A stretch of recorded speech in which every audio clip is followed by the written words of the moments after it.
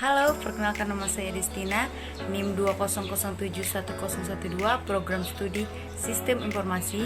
Di sini saya akan menjelaskan pengertian diksi. Diksi adalah pilihan kata yang tepat dan selaras dalam penggunaannya untuk mengungkapkan gagasan sehingga memperoleh efek tertentu seperti yang diharapkan. Adapun syarat-syarat diksi yang pertama adalah dapat membedakan kata denotasi dan konotasi.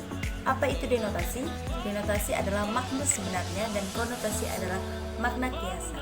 Contohnya, bunga edelweiss hanya tumbuh di tempat yang tinggi seperti gunung, termasuk sebagai contoh dari kata denotasi. Contoh kedua, jika bunga bank tinggi, masyarakat akan enggan mengambil kredit bank. Itu termasuk dalam contoh kata konotasi. Syarat yang kedua, dapat membedakan kata-kata yang hampir bersinonim. Contoh pertama, demi dan untuk. Contoh kedua, agar dan supaya. Syarat ketiga, dapat membedakan kata ejaan yang hampir mirip.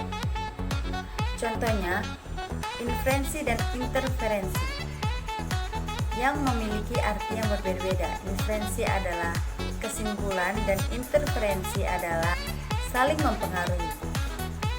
Syarat yang keempat, dapat membedakan kata abstrak dan kata konkret secara cermat.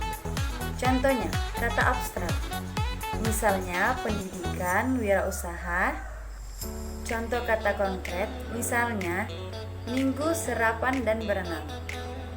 Syarat yang kelima adalah dapat memakai kata penghubung atau konjungsi yang berpasangan secara tepat. Contohnya, pasangan yang salah seperti antara, dengan, tidak, melainkan, baik, ataupun, bukan, tetapi. Lalu contoh pasangan yang benar, antara dan, tidak, tetapi, baik maupun, bukan, melainkan. Syarat yang keenam, dapat membedakan kata-kata yang umum dan kata-kata yang khusus. Contohnya, melihat termasuk kata umum, merujuk pada perihal atau mengetahui sesuatu melalui indera mata.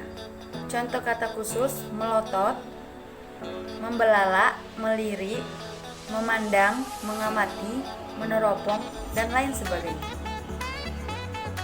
Ya, itu adalah syarat-syarat dari diksi. Lalu yang terakhir adalah fungsi dari diksi.